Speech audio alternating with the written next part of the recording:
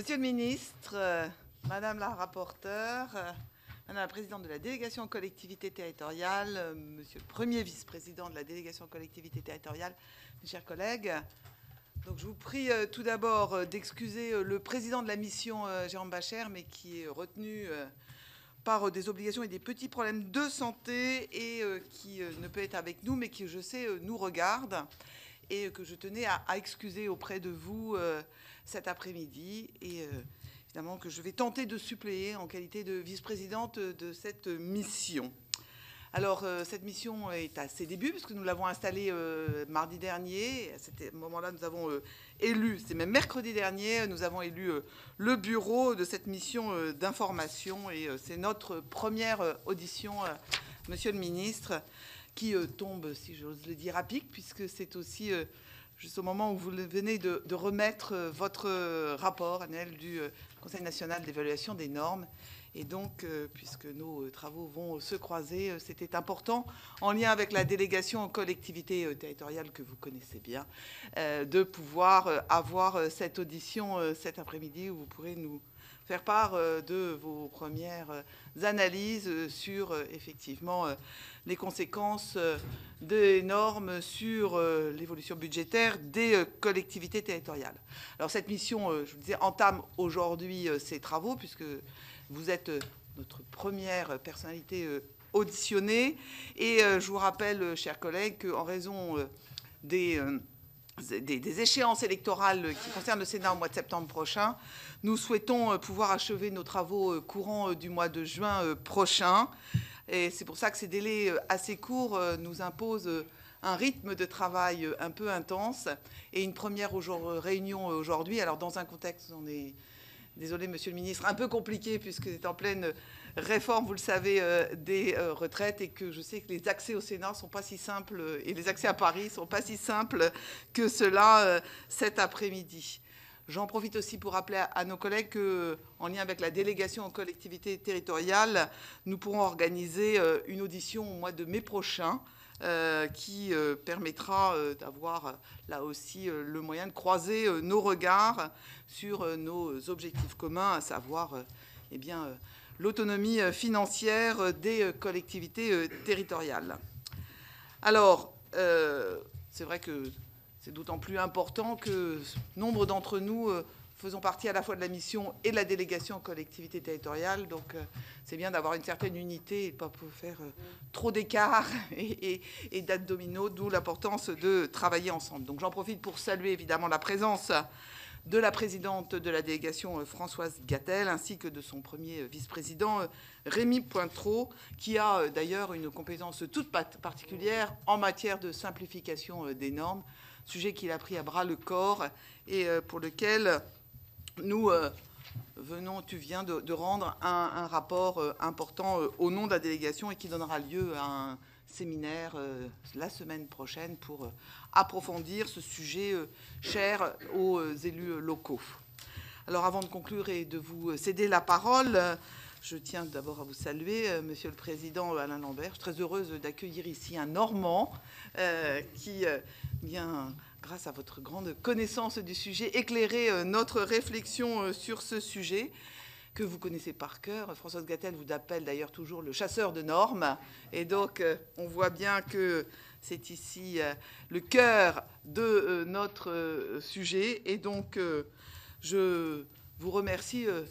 Je vais laisser tout de suite la parole à la rapporteure, Guylaine Pantel, qui va pouvoir introduire nos travaux. J'en profite pour vous redire que ces travaux sont retransmis en direct sur le site internet du Sénat. Je donne donc la parole maintenant à Madame la rapporteure. Merci, Madame la Présidente, chère Agnès. Merci. Monsieur le ministre Alain Lambert, merci. Merci d'avoir accepté de venir à cette audition. Madame la Présidente, chère Françoise, Monsieur le Vice-président, merci aussi d'être là, mes chers collègues. Le groupe du Rassemblement démocratique et social européen a souhaité que le Sénat mène une réflexion sur l'impact concret des décisions réglementaires et budgétaires de l'État sur l'équilibre financier des collectivités locales. Pourquoi un tel sujet? Parce qu'il nous semble que l'État, au sens large, impose aux collectivités toujours davantage de normes et de contraintes budgétaires, directes ou indirectes, au détriment de l'efficacité de l'action publique locale. Je pense en particulier aux plus petites collectivités dont les ressources techniques et financières sont limitées. Dans le cadre de cette mission, nous distinguerons les décisions réglementaires et les décisions budgétaires. Les décisions réglementaires concernent les décrets et arrêtés dont on sait qu'ils imposent des normes de plus en plus nombreuses aux collectivités locales. Sur ce point, la délégation aux collectivités territoriales du Sénat vient de rendre un rapport sur l'addiction aux normes. Il souligne par exemple que le Code général des collectivités territoriales a triplé de volume en 20 ans et dépasse aujourd'hui le million de mots. La délégation organise au Sénat les états généraux de la simplification. Oui, c'est ça. Le jeudi 16 mars prochain. Cette manifestation, auquel le CNEN est très directement associé, présentera les conclusions d'une récente consultation menée auprès des élus sur la question du poids des normes. Je laisserai sur ce point Mme Gatel et M. Pointereau compléter mon propos s'ils le souhaitent. Je tiens à les remercier vraiment pour cette belle initiative. Les décisions budgétaires, quant à elles, sont davantage circonscrites, mais n'en demeurent pas moins toujours plus pesantes, à la fois sur les recettes et les dépenses des collectivités. Essentiellement concentrées sur les textes législatifs de nature financière, ces décisions ont réduit année après année la libre administration des collectivités et leur autonomie financière, principe pourtant consacré dans notre Constitution. Sur ce point, nous interrogerons le comité des finances locales, présidé par Alain Léniel, mais vous avez peut-être un avis, d'autant que vous avez récemment proposé une fusion entre le CNEL et le CFL. Vous l'avez compris, notre objectif dans le cadre de cette mission sera de déterminer, exemple concret à l'appui, si ces décisions réglementaires et budgétaires de l'État compromettent ou non l'équilibre financier des collectivités, en particulier sur les communes rurales. Cette analyse suppose bien sûr d'examiner si les décisions de l'État sont précédées d'une évaluation complète, sérieuse et sincère quant à leur impact notamment budgétaire sur les collectivités territoriales. Sur ce point, le CNEN joue un rôle déterminant et c'est pourquoi nous avons souhaité débuter notre cycle d'audition par celle de M. Alain Lambert, vous, M. Lambert, le dynamique président de cette instance. Monsieur le Président, je vous remercie très sincèrement pour votre présence aujourd'hui. Votre audition tombe, si j'ose dire, à pic, puisque vous avez rendu hier votre rapport d'activité sur la période 2019-2022. Il est d'ailleurs distribué sur table. Vous avez été, Monsieur le Président, destinataire d'un questionnaire. Donc je ne serai donc pas plus longue et je vous propose évidemment de vous céder la parole. Je vous rappelle à toutes et à tous que cette audition est diffusée en direct sur le site internet du Sénat. Je vous remercie. Merci Madame la rapporteure. Peut-être Monsieur le Président, sans attendre, et puis nous procéderons ensuite à des échanges et à quelques questions. Madame la Présidente, Madame la rapporteure, Mesdames et Messieurs les sénateurs, parmi lesquels je distinguerai, si vous m'autorisez, la présidente de la délégation Françoise Gatel et son vice-président Rémi Pointereau, qui sont des abonnés habituels de notre conseil. Et vous remercier, Madame la Présidente, pour votre invitation, puisque vous me donnez l'occasion de rajeunir, puisque j'ai quitté le Sénat il y a maintenant 13 ans, où j'ai vécu 20 années de grand bonheur. Et à chaque fois que je viens dans cette institution, je retrouve des préoccupations qui sont celles de la France profonde. Et c'est pour cela que j'apprécie beaucoup votre invitation. Comme vous m'avez envoyé un questionnaire, je me suis plutôt préparé à répondre à votre questionnaire. Dans votre première question, il y avait celle de savoir, en gros, pour faire le point auprès de tous les membres de cette commission, ce qu'était le CNEN. Alors, je voulais dire que, et c'est l'honneur du Sénat, le CNEN est lié par la volonté du Parlement. Je crois qu'aucun gouvernement ne l'aurait souhaité. Et donc, ça a été la volonté du Parlement sur une proposition du Sénat qui a permis, en 2012, de fonder le CNEN. Nous sommes un organe dont je vais vous dire un mot dans un instant du rôle des élus qui siègent en son sein. C'est un organe qui n'a pas d'orgueil d'auteur, d'orgueil d'existentiel. C'est d'ailleurs ce qui le conduit parfois à imaginer sa fusion avec un autre organe. Mais nous nous attachons par exemple à nous comparer à d'autres organes de pays voisins. Donc nous nous sommes comparés à un organe allemand qu'on appelle le NKR, et qui a l'avantage de disposer de pouvoirs plus étendus que ceux dont nous disposons et d'avoir obtenu un nombre de réductions de dépenses qui est tout à fait substantiel. Et nous sommes à votre disposition pour vous donner toutes les informations relatives à cette comparaison que nous avons effectuée.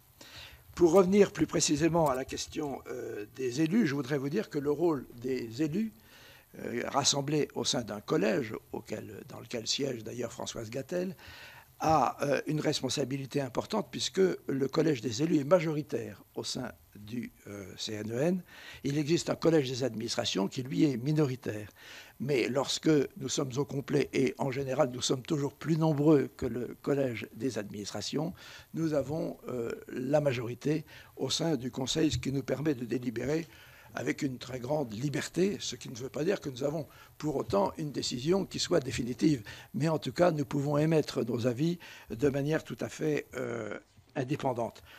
Alors, en fait, au fil des années, puisque nous sommes nés en 2012, mais nous succédions à une commission consultative qui était née, elle, en 2008, nous avons maintenant une très grande expérience, nous nous sommes aperçus que le calcul des coûts liés aux normes imposées par l'État est extrêmement important, mais le calcul des conséquences d'un droit imparfait est aussi très très important.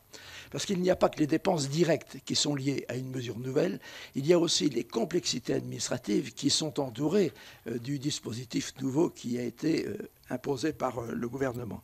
Et donc nous nous sommes attachés à travailler sur la qualité du droit et à son applicabilité, la plus facile applicabilité au niveau du terrain, parce que c'est ce qui nous paraît le plus important. C'est pourquoi nous avons travaillé en liaison directe avec, par exemple, le Conseil d'État, qui est un partenaire avec lequel nous avons organisé récemment un colloque, et nous travaillons avec d'autres organes, comme le secrétariat général du gouvernement, et naturellement avec la délégation aux collectivités territoriales. Voilà ce que je peux vous dire, si vous voulez, sur le rôle du CNEN. Bien sûr, à l'occasion des questions des membres de votre mission, je répondrai peut-être de manière plus concrète à des questions pratiques que les membres de la mission peuvent se poser.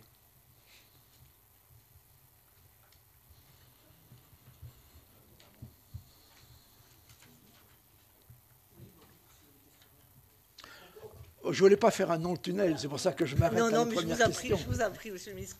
Voilà, on vous avait déjà envoyé une liste assez importante de questions. Donc voilà, si vous voulez bien poursuivre peut-être. Oui, en fait, vous m'avez posé la question de savoir pourquoi le CNEN n'était pas saisi des lois de finances. Alors c'est vrai qu'il n'est pas saisi des lois de finances, à dire vrai, il ne s'en est jamais plaint, mais nous verrons dans un instant qu'il s'est souvent plaint de ne pas être saisi des lois de programmation des finances publiques. S'agissant des lois de finances, il nous est toujours apparu qu'elles sont enserrées, et un ancien président de la commission des finances du Sénat et ancien rapporteur général du budget peut en parler, nous sommes enserrés dans des délais qui sont tellement courts que notre avis n'est pas vraiment opérant pour le Parlement. Je dois dire d'ailleurs que le Parlement est compétent pour nous saisir et qu'il ne l'a jamais fait. Ce qui veut dire que lui-même est dans une sorte de cascade qui ne rend pas l'avis du CNEN extrêmement utile. Cela étant, ça ne veut pas dire que nous ne regardons pas le texte. Mais pour revenir à une information que vous avez donnée tout à l'heure, nous pensons que c'est davantage le rôle du comité des finances locales, lequel est un organe qui, lui, doit être obligatoirement saisi en matière de loi de finances. Je dois dire d'ailleurs que les ministres du budget se présentent toujours, avant de se présenter au Parlement, devant le comité des finances locales pour présenter les mesures qui ont un impact sur les budgets des finances locales. Cela étant, si vous me le permettez, je peux par contre vous dire un mot des lois de programmation. Alors, c'est un sujet extrêmement important. Vous connaissez le destin de la loi de programmation qui n'a pas été adoptée par le Parlement et qui donc n'existe pas d'un point de vue juridique. Nous n'avons pas été saisis, nous en avons été surpris. Nous avons exprimé d'ailleurs notre embarras parce que ça n'est pas une question d'orgueil, encore une fois, c'est une question tout simplement de pouvoir examiner. Normalement, un gouvernement doit être fier des lois de programmation qu'il propose. Ça n'est pas un texte anodin qu'on présente en catimini. Donc si on élabore une stratégie budgétaire pour 5 années, on doit pouvoir l'assumer devant tous les organes dont dispose la République.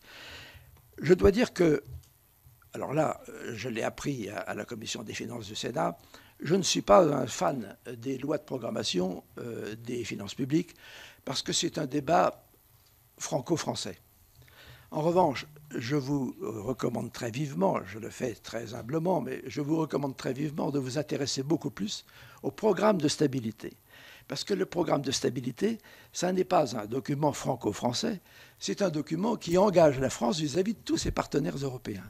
Et croyez-moi, il contient un certain nombre de stratégies, en tout cas d'orientation, qu'on ne retrouve pas obligatoirement dans la loi de programmation.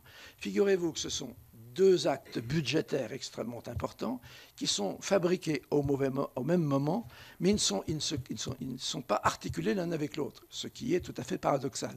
Et ce qui nous a conduit, nous, pour ce qui nous concerne, à ne pas accorder un très grand intérêt à la loi de programmation, mais à accorder un intérêt beaucoup plus important au programme de stabilité. D'ailleurs, je dois dire que dans la situation présente, la loi de programmation n'existe pas, mais le programme de stabilité, lui, existe. Donc, si, encore une fois, je pouvais vous présenter humblement, encore une fois, une recommandation, je vous inviterais à attacher la plus grande importance au programme de stabilité. Pour nous, les programmes de stabilité, depuis qu'ils existent, c'est-à-dire depuis 1999, à tort, ne donnent pas suffisamment d'informations sur les relations financières entre l'État et les collectivités territoriales. De sorte que nous avons le sentiment que les trajectoires de finances publiques sont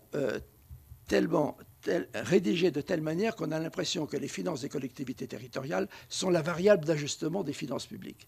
Et c'est, à mon avis, à l'occasion du programme de stabilité qu'il serait extrêmement intéressant de demander davantage d'informations au gouvernement sur cette partie qui apparaît comme la variable d'ajustement et qui est celle des collectivités territoriales et qui est quand même l'essentiel de l'application des politiques publiques dans l'ensemble du pays. Voilà ce que je pouvais vous dire sur les lois de finances et les lois de programmation des finances publiques. Alors, je ne sais pas si je continue. En même temps, je ne veux pas être trop long, donc je vais essayer d'aller plus rapidement et après, vous pourrez m'interpeller autant que vous le souhaiterez. Vous m'avez demandé ce que je pensais de la certification des études d'impact. Je pense que c'est d'ailleurs une proposition de la délégation. Alors, en cette matière, naturellement, nous pensons que la certification des études d'impact serait extrêmement utile. Cela étant, je ne vous cache pas que les études d'impact me plongent dans un très grand embarras. Je ne comprends pas bien la politique française sur ce sujet. Voilà qu'en 2008, le Constituant a adopté le principe de l'obligation d'une étude d'impact dont les modalités ont été inscrites dans une loi organique de 2009. Ce n'est pas rien quand le Constituant considère qu'il faut cesser de légiférer à l'aveugle et de réglementer à l'aveugle et qu'il faut impérativement faire précéder la loi ou le règlement d'une étude d'impact.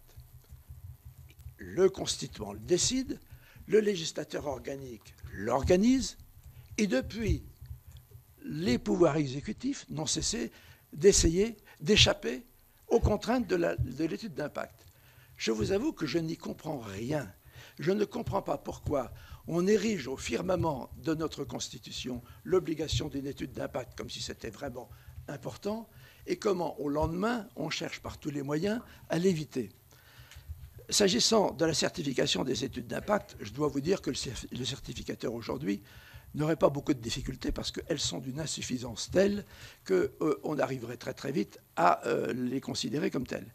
Cela étant, si nous espérons qu'elles pourraient s'améliorer, je crois qu'en effet, il y aurait utilité à ce qu'un organe, est-ce que le CNEN est le mieux placé? Nous pouvons en parler, mais un organe puisse les certifier ainsi que la délégation en a émis le souhait, parce que ça permettrait, dans l'hypothèse où elles sont insuffisantes, de demander de les améliorer davantage. Cela étant, je vous ferai remarquer, sans malice, encore que le législateur organique a prévu que les conférences des présidents des deux assemblées peuvent refuser d'inscrire le texte à l'ordre du jour s'ils considèrent que l'étude d'impact est insuffisante.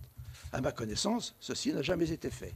Donc vous voyez bien qu'on ne peut pas non plus demander à un organe comme le CNN, qui tout en étant respectable, n'a quand même pas la force et la puissance d'une conférence des présidents. Je voudrais vous dire que l'insuffisance de l'étude d'impact, c'est un mal profond de la législation française. J'en viens, si vous voulez, aux questions relatives aux études d'impact en général, celles-ci, mais également l'étude des coûts financiers des textes à la fois législatifs et réglementaires.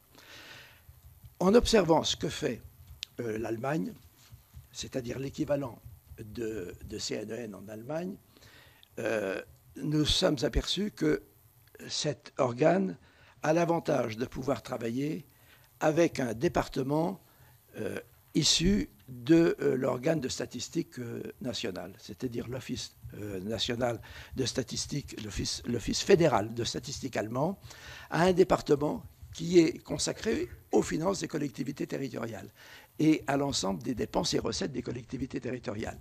Et l'équivalent du CNEN allemand a un droit de tirage permanent sur les travaux de cette INSEE allemande, si vous voulez. Et nous pensons, nous, que la création de ce département au sein de l'INSEE serait extrêmement utile pour le CNEN, pour la délégation aux collectivités territoriales, pour le Parlement en général. Pourquoi ça ne se fait pas? Ben, tout simplement, il faut dire les choses. Nous sommes dans un pays, la France, extrêmement centralisé, et si l'INSEE est indépendant, il faut quand même qu'il ne soit pas trop loin du gouvernement, si vous voulez. Je ne parle pas de ce gouvernement, je parle de tous les gouvernements. Et donc, je crois que le débat doit être ouvert parce qu'il me paraît gaspiller un petit peu d'énergie et d'argent public en ayant un organisme aussi puissant, aussi utile que l'INSEE, et le voir dans l'impossibilité de donner des informations à tous les organes qui travaillent pour le compte des collectivités territoriales. Voilà ce que je voulais vous dire sur ce sujet. Vous m'avez également interrogé sur la question du rattachement. Nous pensons que le CNEN a vécu autant qu'il le pouvait jusqu'à aujourd'hui, mais il faut réfléchir au futur. Nous avons voulu que nous n'avions pas d'orgueil d'existence, d'orgueil existentiel, en évoquant la fusion du Comité des finances locales et du CNEN. C'était pour montrer que nous étions ouverts à toutes les hypothèses. Cela étant, c'est quelque chose qui nécessite un dispositif législatif assez lourd et je ne le vois pas possible à un horizon visible. Voilà pourquoi nous avons des propositions annexes que nous avons d'ailleurs souvent présentées à la délégation. Nous pensons que le rapprochement le plus approprié serait le rapprochement avec le secrétariat général du gouvernement. C'est-à-dire que l'organe qui nous saisit sur tous les textes législatifs et réglementaires est le secrétariat général du gouvernement. Il nous paraîtrait utile d'être rattaché à lui, de manière à ce que nous ayons un lien direct avec lui, que nous puissions mieux mesurer ce qu'il attend de nous et que nous puissions l'alerter sur ce qui nous paraît inquiétant. Pour l'instant, je ne vois pas ce qui s'oppose à ce rattachement, sauf la tradition française, c'est que lorsque nous sommes nés, nous avons été rattachés à la délégation générale des collectivités territoriales, et que les choses étant installées ainsi, il faudrait que jusqu'ad vitam aeternam, nous restions attachés à la direction générale des collectivités territoriales. Je ne pense pas que cette situation soit idéale pour le présent et dans le futur. Quand on songe que, je ne sais pas, 30 à 40% des textes qui nous sont soumis proviennent de la Direction générale des collectivités territoriales. Donc, l'organe qui nous saisit de ses propres textes est l'organe qui assure notre secrétariat et auquel nous sommes rattachés. Ça ne nous semble pas, si vous voulez, idéal comme organisation. Voilà pourquoi nous plaidons pour la délégation, pour le rattachement au secrétariat général du gouvernement. Si ça n'est pas de la compétence du Parlement, le Parlement pourrait émettre dans ses travaux un avis sur ce sujet, lequel nous rendrait service. Vous nous avez posé la question des moyens humains, matériels et financiers.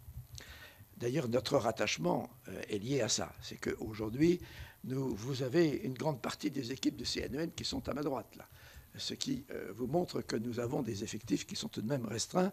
Et je veux dire que je les salue pour le travail de moines soldats qu'ils accomplissent. Je voudrais vous dire que sur ce sujet, à chaque fois qu'un organe dit qu'il manque de moyens, pour le vieux budgétaire que je suis, on se pose toujours des questions. Parce que pourquoi dépenser plus si ça n'apporte pas des contreparties ? Je trouve que investir dans des moyens humains, matériels et financiers pour le CNEN, ce serait financièrement rentable. Parce que notre pays engage, par ses lois et par ses règlements, des dépenses qu'il impute aux collectivités territoriales à un niveau excessif.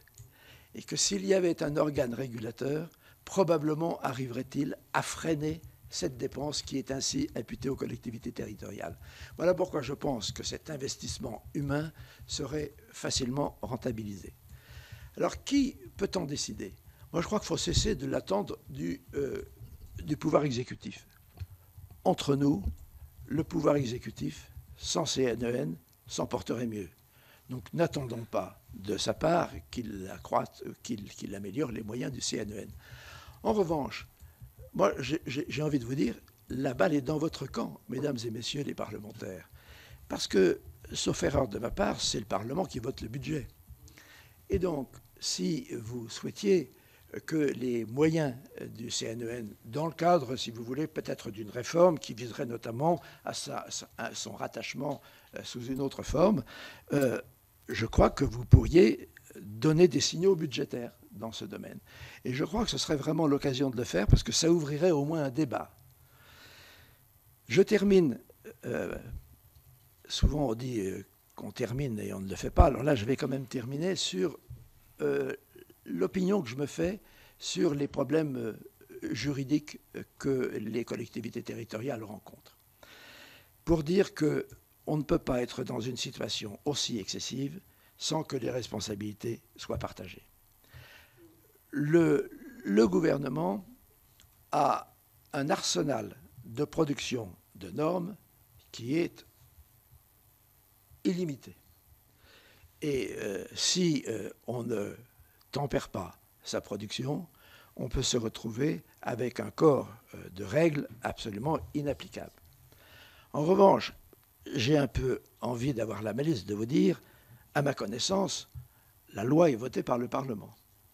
Et nous sommes dans un domaine, le domaine du droit qui s'applique aux collectivités territoriales, où quasiment rien n'est du domaine réglementaire. Peut-être un peu le droit qui régit les ressources humaines des collectivités territoriales. Mais l'ensemble du droit est du domaine législatif. En conséquence, je crois que vous êtes légitime pour être plus exigeant sur le droit qui vous est proposé par le gouvernement. S'agissant de votre propre travail parlementaire, j'ai eu l'occasion, je crois que c'était dans cette même salle, le secrétaire général avait réuni tous les administrateurs pour que je leur fasse part de mon sentiment. Vous savez, quand on est ancien, on finit de temps en temps par être sollicité pour parler aux jeunes générations. Moi, ce qui me frappe beaucoup dans les amendements parlementaires, et vous imaginez que nous les regardons, c'est que, par exemple, ils comportent des dispositions que je vous invite, sauf dans des cas particuliers, je vous invite à renoncer. Quand vous déposez un amendement tout à fait utile, pourquoi vous sentez-vous obligé, lorsqu'il est d'une application toute simple, d'ajouter que le Conseil d'État, un décret en Conseil d'État déterminera les conditions d'application de la présente mesure? C'est le début de l'enfer. Votre mesure simple d'application va tomber entre les mains d'experts qui vont prévoir un dispositif à cracher le sang, pardonnez-moi l'expression, qui vont organiser un système de contrôle, pardonnez-moi encore plus à cracher le sang, et qui vont assister à un régime de pénalité et de choses comme ça. Vous entrez dans l'enfer absolu. Et donc, moi, je crois que, sauf dans les cas particuliers, il faut absolument éviter que vous renvoyiez à un décret. Donc, on voit bien qu'il y a des mesures que nous pouvons prendre pour alléger la législation et la réglementation qui frappent les collectivités territoriales. Voilà ce que je pouvais vous dire en introduction. J'ai déjà été beaucoup trop long, mais ce qui est le plus vivant, c'est généralement de se soumettre aux questions des membres de la mission. Merci beaucoup, Monsieur le Président, pour cette introduction. Alors, Madame la rapporteure, avez-vous des questions supplémentaires? J'aurais une question, Monsieur le Président, une question supplémentaire. Dans le rapport public d'activité du CNEN sorti tout récemment, vous évoquez dans votre conclusion la nécessité de produire un droit collaboratif fondé sur la concertation, la confiance et la responsabilité pour ne pas oublier les destinataires des normes qui sont produites. Très concrètement, comment voyez-vous le fonctionnement de ce nouveau système dont vous parlez? Je vais vous donner un exemple pour que ça soit plus concret, cette formule un peu technocratique. Avant la décentralisation, lorsque une réforme était engagée, le gouvernement de cette époque interrogeait les services déconcentrés pour savoir comment la réforme qu'il se proposait de réaliser serait la plus appropriée pour pouvoir atteindre des objectifs que le gouvernement poursuivait. Et vous êtes tous très jeunes, mais certains d'entre vous ont connu les DDE, c'était des gens qui exerçaient des responsabilités importantes, etc. Donc tous les services déconcentrés de l'État étaient interrogés dans la phase avant l'écriture de la loi, dans la phase de préparation de la loi. Après la décentralisation, il me semble que les services non pas déconcentrés, encore qu'il est toujours utile de les interroger, mais que les services, les administrations décentralisées, c'est-à-dire les collectivités territoriales, soient associées en amont de la mesure que le gouvernement envisage. Généralement, ce sont des mesures qui sont destinées à favoriser l'application des politiques publiques. Je trouve qu'il est inefficace de le faire de Paris sans interroger ceux qui vont avoir la responsabilité pratique de mettre en œuvre les dispositions. Voilà pourquoi nous appelons ça un droit collaboratif. C'est un droit qui est élaboré en relation avec les destinataires de ce droit, avec ceux qui vont appliquer ce droit. Ça ne veut pas dire que le gouvernement n'aurait pas le dernier mot, mais au moins il aurait en amont opéré sa concertation, alors qu'aujourd'hui, souvent, il le fait en aval. Nous, au CNEN, nous passons notre temps à demander aux administrations qui viennent présenter leurs textes réglementaires, leur dire « Avez-vous consulté les collectivités territoriales ?» Une fois sur deux, on nous dit « Ah ben non, on ne les a pas consultées. » Donc vous voyez bien à quel point ce droit collaboratif serait un grand progrès. Pardon. Passer aux questions. Merci Madame la rapporteure. Alors, je pense que Madame la présidente de la délégation collectivité, chère Françoise, a une question. Merci Madame la Présidente, merci Madame la rapporteure de nous avoir invités. Vraiment, nous nous réjouissons de ce travail en synergie. Je salue le président Lambert qui se définit lui-même comme un moine soldat. Je qualifierais d'excellence parce que pour être membre du CNEN, je sais combien nous pouvons ici au Sénat lui rendre un hommage puisqu'il est une vraie digue sur parfois ce qu'on va appeler le délire normatif. Donc Rémy Pointreau en parlera sûrement. À la délégation, nous avons travaillé, puisque c'est la fonction essentielle de Rémy, sur la simplification. Et au-delà de ce qui est un marronnier, une désolation perpétuelle qui nous coûte fort cher, nous avons essayé de réfléchir à la fabrique de la loi. Parce que force est de constater, vous l'avez dit, qu'on a une administration des plus performantes, mais puissante, qui parfois s'autorise à penser à la place du législateur et surtout à la place de ceux qui sont condamnés à mettre à exécution les choses. Et surtout, moi, ce qui me frappe, compte tenu de l'importance de votre sujet, et on l'a vu sur la loi mobilité avec Madame Borne, donc nous philosophons sur un objet extrêmement intéressant, les mobilités. On décide que ces mobilités sont essentielles aujourd'hui, à la fois pour la transition énergétique, mais aussi pour désenclaver des territoires. Alors on est tous merveilleusement d'accord, en confiant aux régions une compétence, et quelqu'un dans l'assistance très éveillé dit il faudrait qu'on parle un peu d'argent, c'est-à-dire combien ça coûte, avec quel argent va-t-on le faire. Et on nous répond écoutez, ça, ce sujet-là sera traité avec la loi de finances. Or, donc nous arrivons à fabriquer une loi sans qu'il y ait vraiment d'appréciation des coûts, et que quand nous arrivons au moment de la loi de finances, nous ne traitons plus avec le ministre qui portait ce qui était une bonne idée, mais avec Bercy. Et Bercy, pardonnez-moi, monsieur le ministre, que vous en fûtes, est plutôt du genre cost-killer, et évite de penser, parce que sinon sa vie est dramatique. Donc on a là un vrai sujet. Et sur les études d'impact, et j'en terminerai là, il y a effectivement obligation de faire une étude d'impact. Elles sont souvent indigentes, et vous l'avez dit vous-même. C'est assez fascinant de voir que l'étude d'impact est fabriquée par les services du ministère qui prônent ce projet de loi. Donc, naturellement, le ministre va éviter de se contrarier. Et donc, je pense qu'il est nécessaire qu'il y ait un organisme indépendant et que surtout, quand le CNEN émet un avis négatif, cet avis négatif intéresse le ministère au point où il va s'efforcer d'améliorer les choses pour recueillir un avis positif, parce qu'au final, c'est bien l'applicabilité de la loi, et qu'a fortiori, dans un moment où l'argent est rare, il me semble important que la norme, elle soit dosée pour être pertinente, et non pas impertinente, et parfois nous condamner à être empêchés de faire. Je ne sais pas si vous voulez répondre, même s'il n'y a pas de questions de fond, mais, enfin bien de sujets de fond, mais pas de questions précises. Je peux vous dire que Françoise vous Gatel connaissez est membre de notre conseil, présidente de la délégation, et c'est vrai que nous travaillons, je parle sous votre contrôle à tous les deux, nous travaillons en permanence ensemble, et j'allais dire que c'est très utile pour nous, parce que il est important que nous puissions alerter le Parlement sur ce que nous constatons dans les réactions des collectivités territoriales.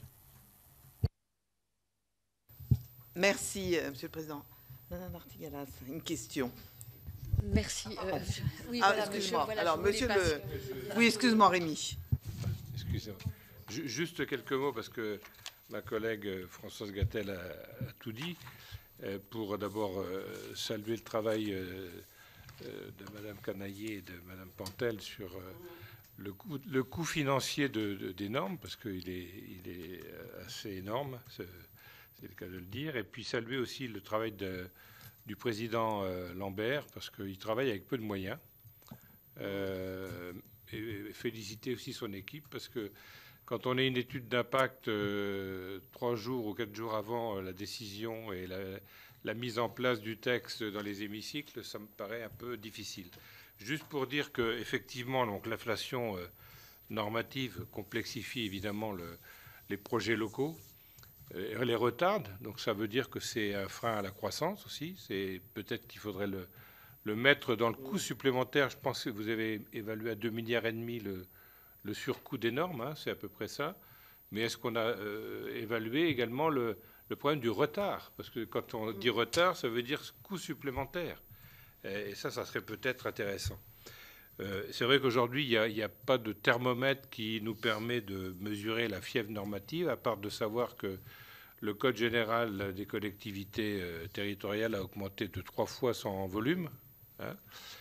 De dire également que les études d'impact, évidemment, il faut qu'elles soient données bien en amont de l'étude par le CNEN. Et puis surtout, nous, ce qu'on avait proposé, on a fait 6 propositions dans notre rapport avec ma collègue Françoise Gatel, notre présidente, que l'étude d'impact se divise en deux parties. Une première partie qui serait une étude d'impact d'option ou d'opportunité, d'abord pour savoir si la norme est justifiée, et ensuite de faire véritablement une étude d'impact qui soit à la fois sincère, objective, et qui soit indépendante, parce qu'aujourd'hui, comme le disait tout à l'heure Françoise Gatel, notre présidente, c'est de l'auto-justification qu'on fait. C'est le gouvernement s'auto-justifie de sa norme qu'il va mettre en place. Donc ça, c'est un vrai sujet. Il faut absolument qu'on arrive à avoir des études d'impact indépendantes. Après, appliquer la règle du 2 pour 1, c'est-à-dire qu'on supprime 2 normes pour une mise en place. Et puis, il y a un autre sujet que je voulais évoquer, mais ça, c'est par rapport au décret d'application. Peut-être que le président pourra nous éclairer. Aujourd'hui, les décrets d'application, on les constate une fois qu'ils ont été publiés. Est-ce qu'il ne serait pas judicieux que les décrets d'application soient soumis aux commissions qui ont travaillé sur les textes ad hoc? On l'a vu pour le problème du ZAN, où on a eu des décrets d'application qui ne correspondent pas du tout au texte qui a été voté, et ça permettrait d'éviter parfois des normes supplémentaires et de faire en sorte qu'on évite des coûts supplémentaires dus parfois à l'administration. Parce que quand on parle de responsabilité partagée, le gouvernement, bien sûr, nous-mêmes, législateurs, parce qu'on est les premiers parfois à ajouter des normes, hein, on est trop précis parfois dans les amendements que nous déposons. Peut-être qu'il faudrait être plus souple. Et puis, évidemment l'administration qui, parfois, dans les décrets d'application, n'a pas toujours la bonne lecture de ce qui a été voté. Merci, Monsieur le Premier vice-président. Bon, 2 remarques sur les études d'options qui n'existent pas. Je crois que Rémi a tout à fait raison. Là encore, la loi organique a prévu que les études d'impact étaient destinées à donner au Parlement les différentes options qui étaient sur la table pour atteindre les objectifs prévus par la loi et expliquer les raisons pour lesquelles c'est telle ou telle option qui avait été choisie. Eh bien, lorsque vous regardez les études d'impact aujourd'hui, il n'y a pas d'option. Ce qui veut dire que l'option retenue apparaît comme la seule possible et toute l'étude d'impact vise à démontrer que c'est la seule solution possible. Auquel cas, je me demande pourquoi on a prévu dans la loi organique qu'il devait y avoir plusieurs options. Sur les décrets d'application, dans le rapport d'activité que nous avons publié, nous sommes plaints beaucoup des saisines en urgence, voire en extrême urgence. Comment voulez-vous, en effet, que nous ayons le temps de saisir la commission saisie au fond du Parlement, ou les 2 commissions saisies au fond du Parlement sur la loi elle-même, pour examiner si les décrets d'application sont bien dans l'esprit du législateur, si nous n'avons que 48 heures pour le faire.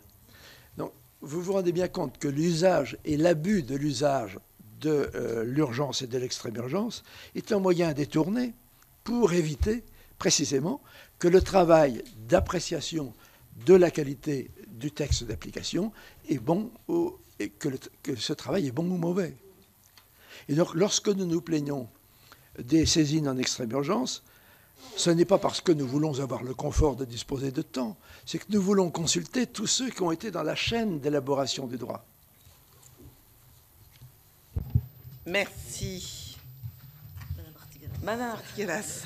Oui, donc j'avais demandé à ce qu'on vous laisse la parole, bien sûr, en premier. Voilà. Voilà.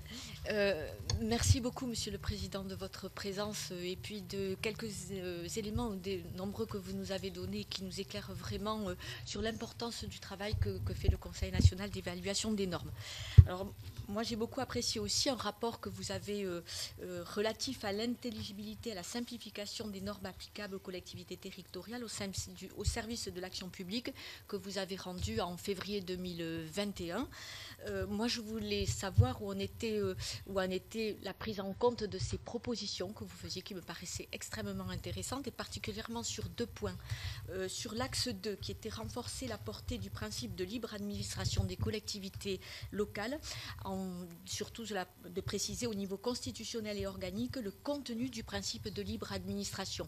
Et effectivement, bon, je sais qu'il y a un comité législatif de l'Association des maires de France qui travaille sur ce sujet, à modifier l'article 34 pour introduire de la Constitution, mais qui travaille aussi, je voulais demander ce que vous en pensiez, au fait de voir comment ça pourrait se traduire dans une loi organique et comment on pourrait le faire. Donc, ce que vous en pensiez, est-ce que vous avez l'impression que cette proposition est prise en compte ou que ce travail de l'Association des maires de France peut aboutir un jour ou non par une initiative parlementaire ou peut-être gouvernementale, sait-on jamais. L'autre, c'est sur l'axe 4, qui est d'assouplir l'exercice des compétences relevant des collectivités territoriales par l'évolution structurelle de la culture normative, et particulièrement la proposition 13, qui est de développer le principe de différenciation territoriale au niveau local. En particulier, c'est un petit peu d'interprétation de certaines des normes par notre administration territoriale, particulièrement par les préfets. On voit bien qu'au niveau du ZAN, ce n'est pas du tout ce qui a été retenu, c'est-à-dire que nos services de DDT et nos préfets appliquaient, avant que la loi soit sortie, ce qui était prévu par la loi du gouvernement. Donc effectivement, là on est dans un travail de l'administration centrale qui est quand même, de l'administration y compris locale, qui est quand même qui dépasse, je pense, un petit peu ses attributions. Juste revenir sur le premier, dans le comité législatif de l'Association des maires de France, il y a aussi un travail sur la modification de l'article 72.2 pour pouvoir évaluer dans le temps, que soit évalué régulièrement le coût le coût, quand on évalue un transfert de charge entre l'État et les collectivités territoriales, on l'évolue à un temps T. Et ça ne bouge jamais. Et donc c'est pour travailler au fait de réévaluer dans le temps le coût de cette compétence pour pouvoir réévaluer aussi les charges qui sont à la charge des collectivités locales là-dessus. Je voulais savoir ce que vous en pensiez. Merci, Monsieur le Président. Monsieur le Président. Dites-moi, c'était des questions très riches. Hein. Je vais reprendre la première qui est le principe à valeur constitutionnelle des libres administrations. Ce que nous recommandons pour notre part, c'est que le législateur ne considère pas que l'avis du Conseil d'État ou l'avis du Conseil constitutionnel guide sa plume. Vient un moment où un principe aussi sacré, si j'ose dire, que celui de libre administration des collectivités territoriales mérite de temps en temps que les législateurs écrivent la conception qui est la sienne du principe de libre administration. On verra toujours bien si cette conception enrichie par des textes nouveaux venait à être contraire à la Constitution. Moi, personnellement, je ne pense pas. Je pense que de ce point de vue-là, le Parlement, depuis toujours, a probablement manqué d'audace.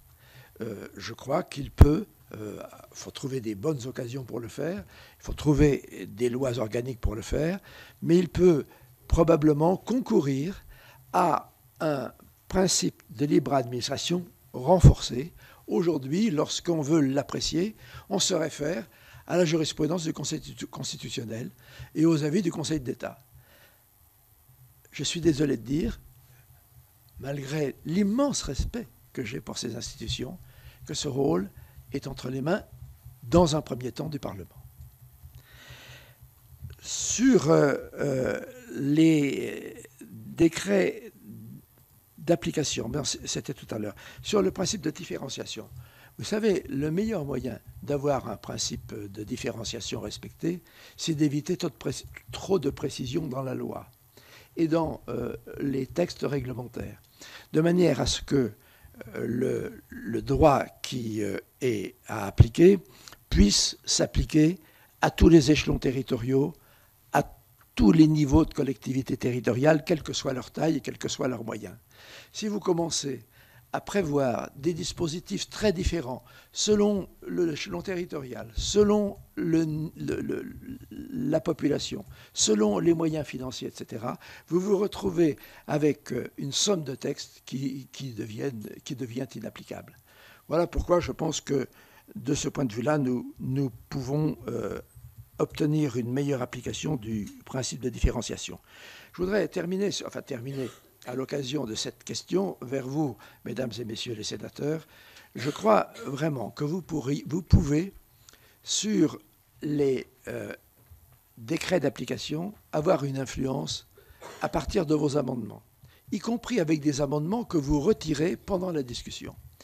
Vous pouvez apporter un amendement, proposer un amendement, par exemple, de précision, pour voir si le gouvernement a bien l'intention d'appliquer le texte dans telle ou telle orientation ou dans telle ou telle mesure.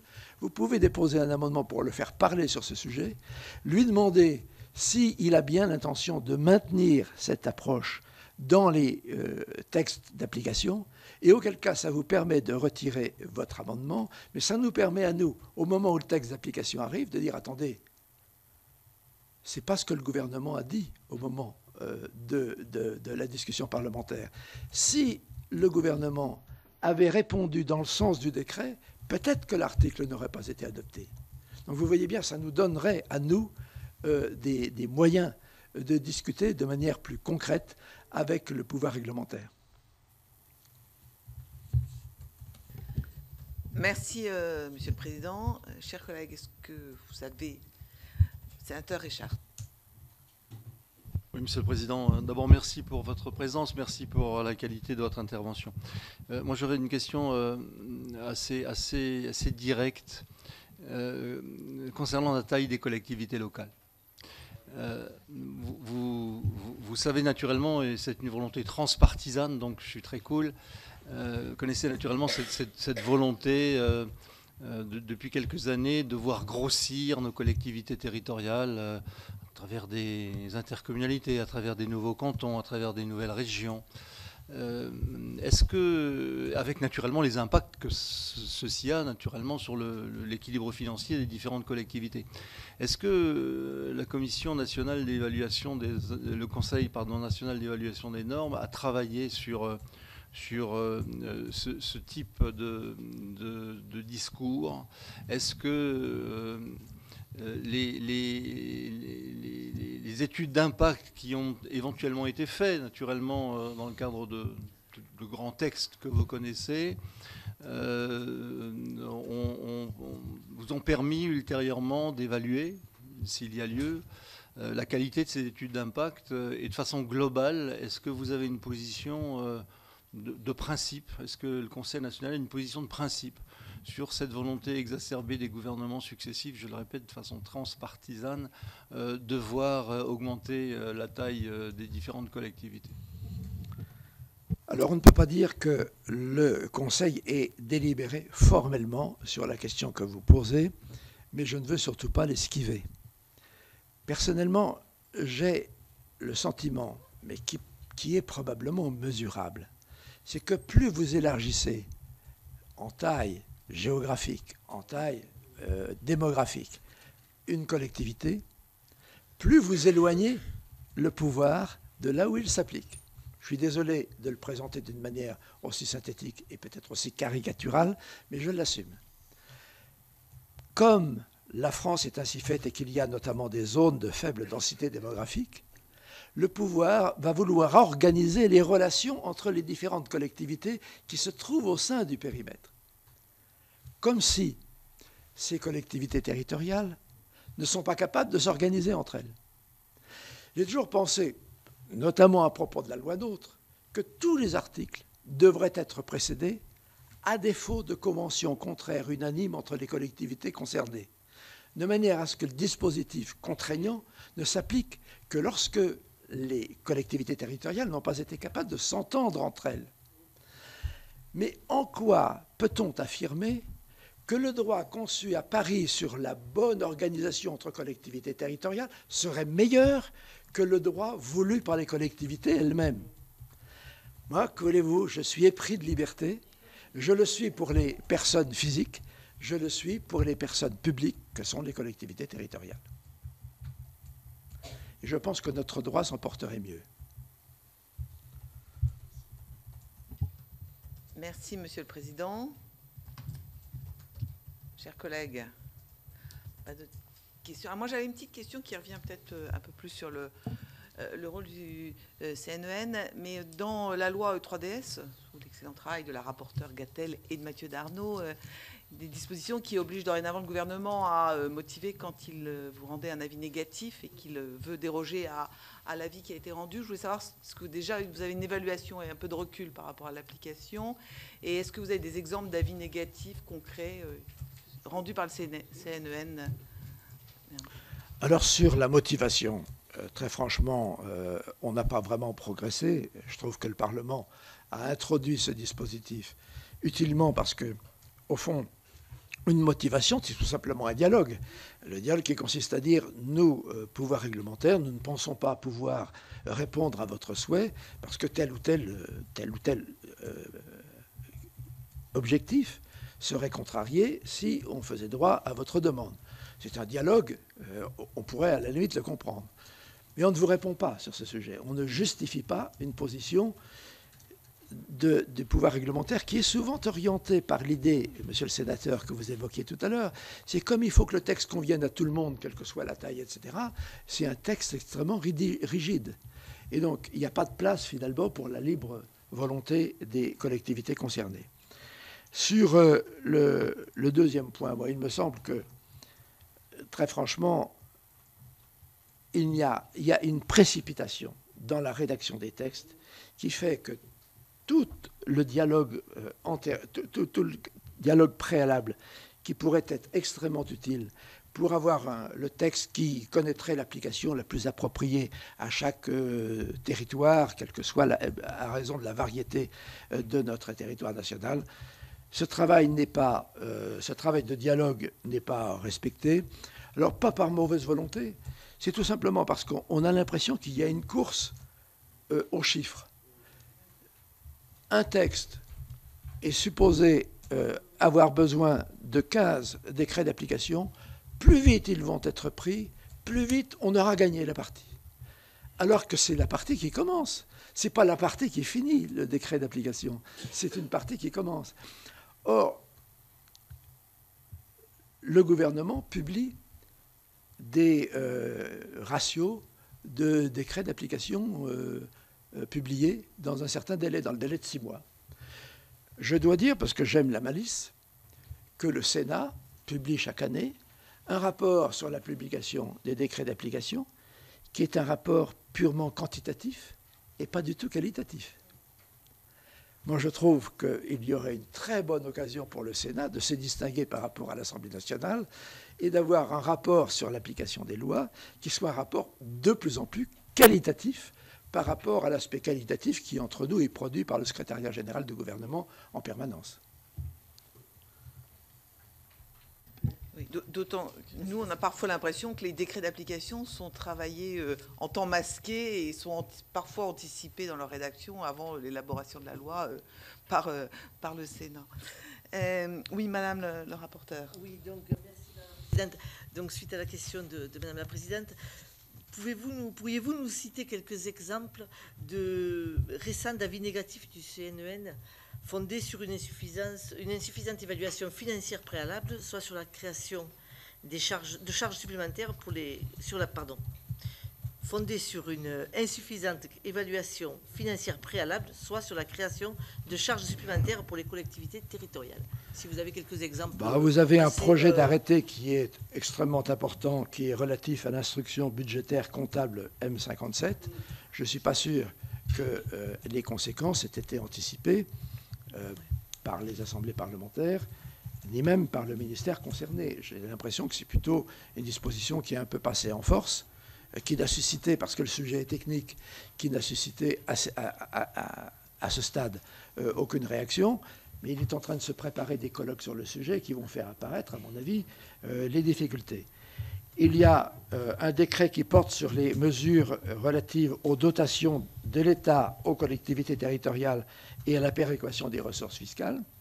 Là encore, concertation quasiment absente. Les conséquences liées à la modification du potentiel fiscal agrégé des ensembles intercommunaux, là encore, vous n'avez pas, à la limite, d'option possible. Vous n'avez pas de description des conséquences que nous allons connaître. Donc, s'agissant des charges supplémentaires, vous connaissez le total que nous avons donné. Sur la seule année 2022, sur 3,9 milliards, il y a 1,7 milliard d'euros bruts qui sont exigibles dans les années qui suivent. Donc, vous vous apercevez qu'il y a absolument nécessité d'éviter ce genre de choses.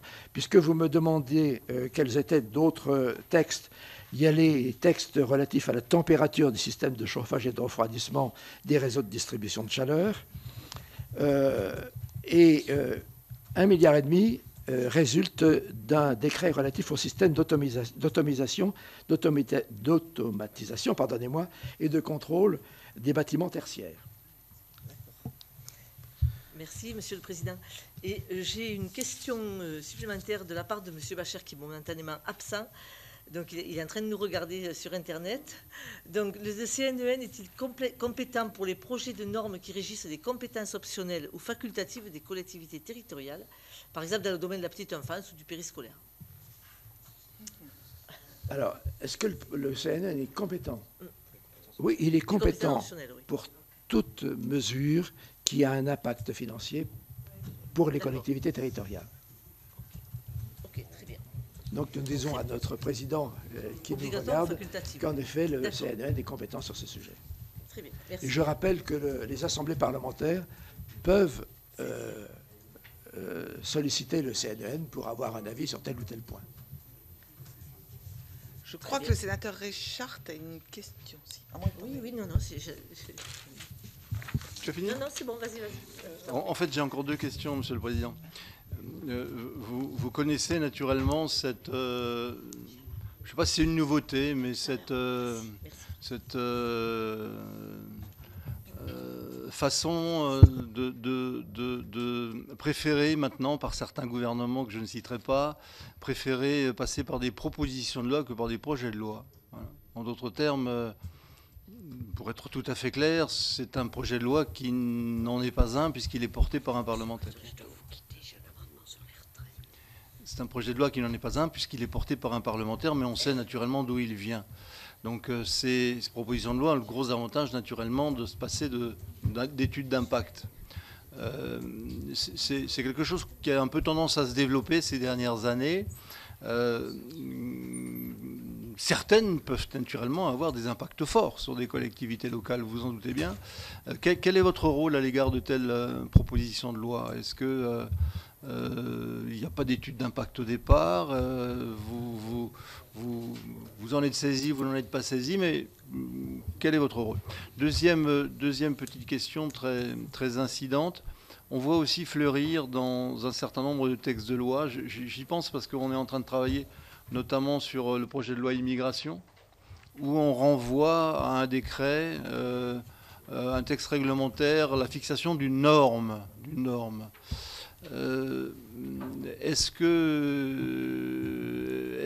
qu'il n'y a pas lieu dans tel cas d'espèce de demander qu'il y ait une étude d'impact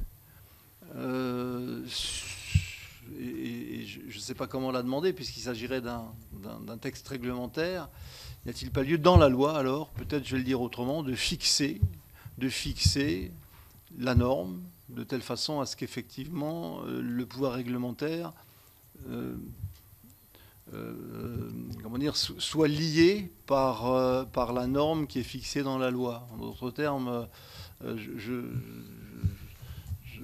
m'adresse à ceux qui sont membres de la commission des lois, mais notamment le niveau de langage, de maîtrise du français que devra demain posséder une personne qui va demander une intégration, un étranger qui va demander une intégration en France, reste à l'heure actuelle du domaine, dans le projet de loi tel qu'il nous est soumis, domaine réglementaire. Or, on peut peut-être se poser la question de savoir si ceci n'est pas du domaine de la loi. Alors, est-ce qu'il n'y a pas lieu de fixer des études d'impact plus souvent avant de renvoyer cela à un texte réglementaire dans la loi, Monsieur le Président? Qu'est-ce que vous pouvez nous dire de cela? Merci beaucoup. Alors, sur la première question, je pense qu'il n'y a pas vraiment au départ de malice du pouvoir exécutif. Simplement, la révision constitutionnelle de 2008, encore une fois, a prévu une meilleure répartition du pouvoir de proposition de texte entre le gouvernement et le Parlement. Et donc, il a été ouvert un nombre de séances déterminées par cette loi organique qui relève du pouvoir parlementaire. Sauf qu'on a un parlementaire rationalisé depuis tellement longtemps qu'il n'est pas habitué à travailler en amont à la préparation de propositions de loi. Et donc on a constaté, et plusieurs gouvernements l'ont fait, que ce sont les gouvernements qui proposent à des parlementaires des textes qui sont présentés sous forme de propositions de loi, de propositions de loi, alors que ce sont quasiment des projets de loi. Alors ceux-ci ne font pas l'objet d'études d'impact. Vous avez raison, vous posez la question, nous ne les voyons pas. C'est d'ailleurs bien dommage, mais c'est difficile de faire autrement. Sur votre deuxième question, elle est très importante. En effet, l'article 34 et 37 les articles 34 et 37 de la Constitution prévoient ce qui est du domaine de la loi et ce qui est du domaine du règlement. Donc vous pouvez, dans un certain nombre de dispositions, avoir une partie de ces dispositions qui relève du domaine de la loi et une autre partie qui relève du pouvoir réglementaire. C'est dans ce cas-là où, pour ma part, j'estime que les amendements d'appel sont extrêmement utiles, parce qu'ils peuvent, même s'ils sont du domaine réglementaire, permettre d'interpeller le gouvernement pour voir ce qu'il envisage comme normes réglementaires à la suite de l'adoption de la loi. Et je dois dire, pour avoir été membre du gouvernement, que ce n'est pas obligatoirement des questions agréables ou qu'on apprécie beaucoup, parce qu'on est sollicité en amont sur un travail que le pouvoir réglementaire va souvent faire après. Et donc, je pense que c'est extrêmement important pour le Parlement d'attirer l'attention du gouvernement sur la connaissance qu'il veut avoir des mesures réglementaires qu'il entend prendre à la suite de la disposition législative. Monsieur le sénateur Lurel. Merci, Madame la Présidente. Monsieur le Président Lambert, vous êtes un homme connu, je dirais même célèbre, puisque vous êtes un peu le père de la LOLF, et donc vous connaissez très bien la mécanique budgétaire. Je vous ai entendu avec quelques satisfactions sur, comment dire, votre indépendance. L'indépendance de l'organe, l'indépendance du CNEN. Quid véritablement de cette indépendance lorsque vous êtes au sein de la direction générale des collectivités territoriales?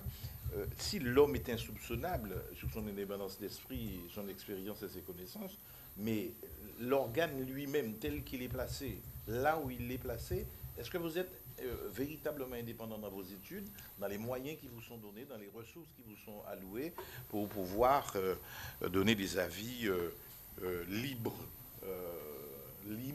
de toute influence.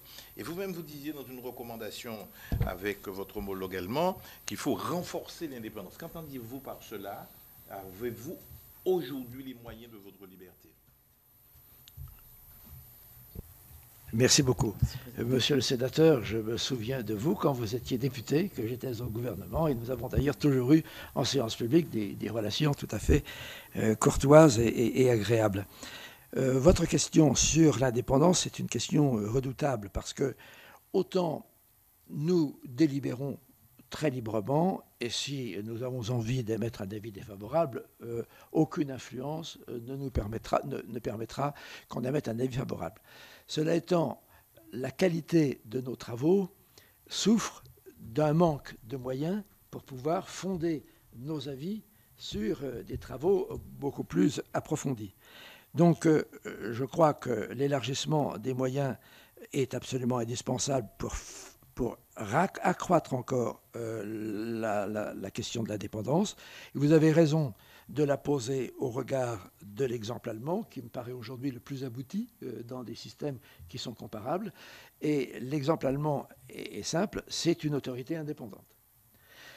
Je dois dire qu'ayant été sollicité par le Sénat sur ce sujet, j'avais émis l'avis que ce n'était pas obligatoirement indispensable dans notre cas, parce que l'avantage que nous avons, c'est que nous avons un conseil composé d'élus qui sont majoritaires et de membres des administrations. Et que nous avons sur une table qui est comparable à celle-ci, autour de la table, des hauts fonctionnaires et des représentants des collectivités territoriales. Et ce dialogue entre eux est quand même extrêmement précieux, parce que vous avez la question pratique qui est posée par l'élu, et parfois, le haut fonctionnaire est un peu surpris parce qu'il n'imagine pas qu'on doive descendre dans le détail de la question posée. Donc, j'ai toujours pensé que ce dialogue était fécond. Alors, il faut arriver à le concilier avec le souci d'indépendance que vous citiez tout à l'heure. Vous permettez, Présidente. Oui, donc, la proposition que vous faites de la fusion avec le SGG, vous auriez pu, ou quoi pensez-vous de la création d'une autorité administrative indépendante?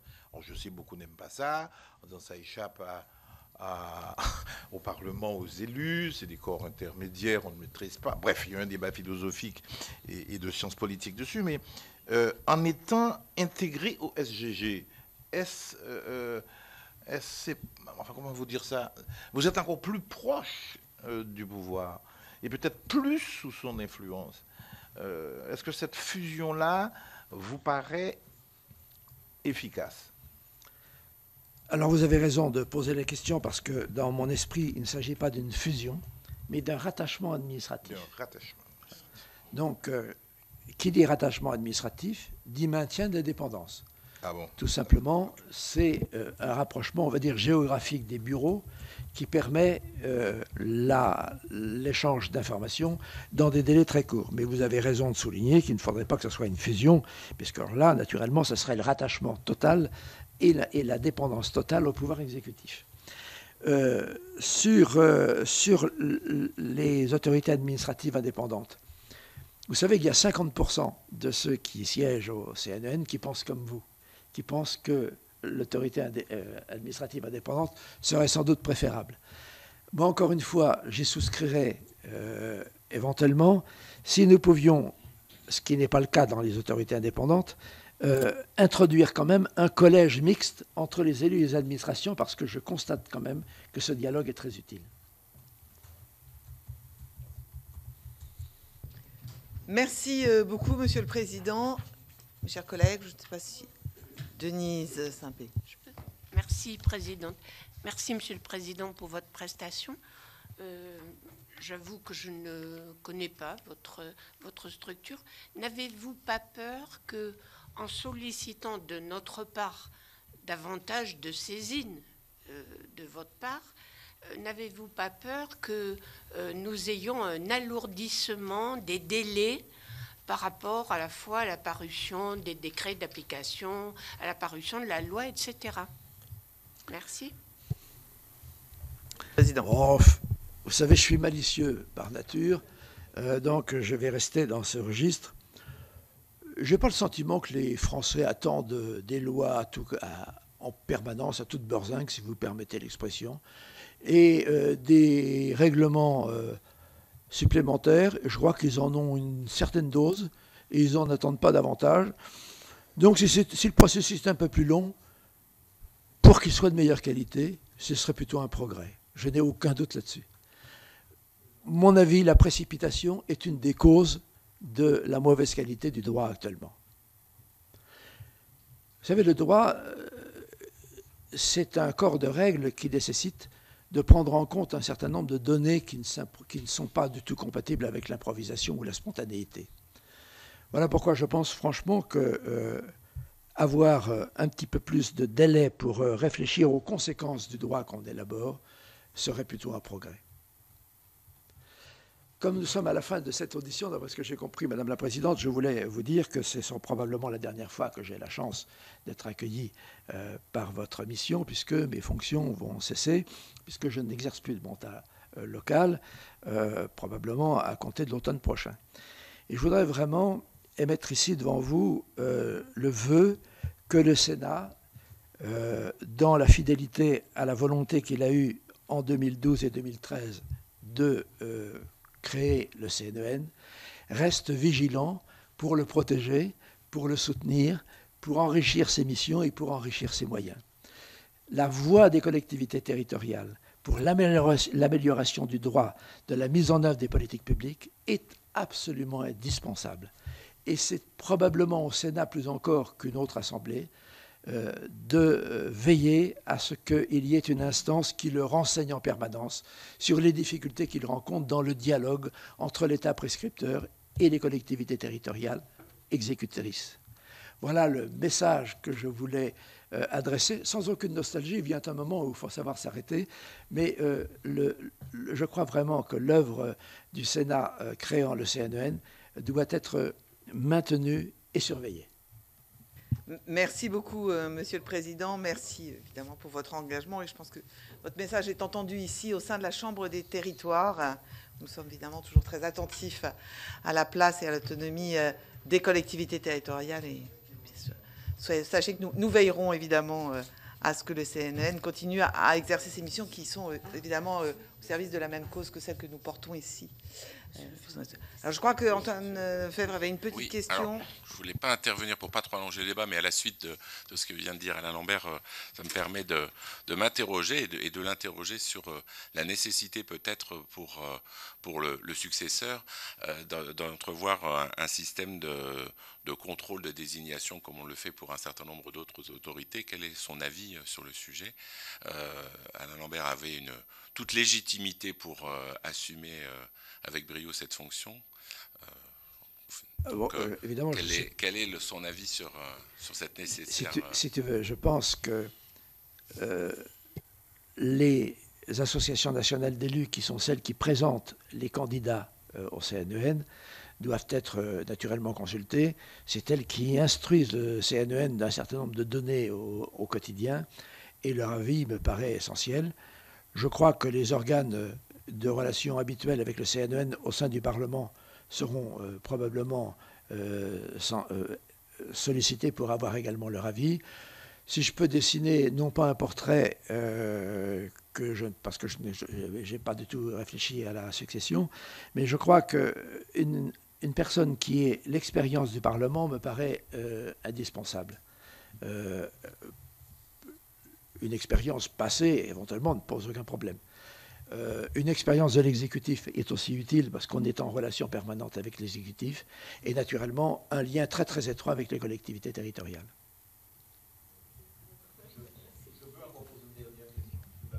Oui. Oui.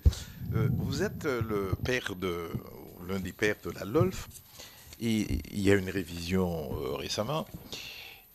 Et il n'est pas nécessaire pour le gouvernement de produire des études d'impact pour une loi de financement de la sécurité sociale ou pour une loi de finances. Et on a à peu près le même problème pour les avis du Conseil d'État. Pour la transparence, quel est votre avis aujourd'hui? Faudrait-il introduire, nécessairement, ou sur certains aspects, j'imagine une loi de finances, c'est un peu compliqué d'avoir des études d'impact sur tous les trucs, mais quand même, est-ce que pour la transparence, même si je peux comprendre que le gouvernement veut préserver ses conseils, puisqu'en l'espèce, le Conseil d'État et le Conseil de l'État, mais est-ce que pour la transparence, et nous mettre au même niveau d'information, est-ce que la LOLF pourrait, à votre avis, évoluer davantage, imposer plus de participation, de collaboration entre le Parlement et le gouvernement? Ou alors est-ce empêcher l'État d'agir comme il le veut et dans les délais qu'il a décidés? Non, je comprends bien votre question et je pense d'ailleurs que ce dialogue entre le Parlement et le pouvoir exécutif existe assez souvent avec les commissions de finances. Mais cela étant, et ça c'est un ancien ministre du budget qui vous le dit, l'annualité budgétaire est une nécessité, mais les trajectoires de finances publiques ne sont plus annuelles. C'est du reste pour ça que j'ai beaucoup insisté tout à l'heure sur la loi de programmation de finances publiques et sur le programme de stabilité, parce qu'une stratégie budgétaire, aujourd'hui, même dans les collectivités territoriales, vous savez qu'il y a un débat d'orientation budgétaire qui n'est pas qu'annuel, il est aussi parfois triennal. Donc on voit bien, monsieur le sénateur, que la conception ou la gestion des finances publiques se fait sur plusieurs années. Donc c'est au moment de la loi de programmation et des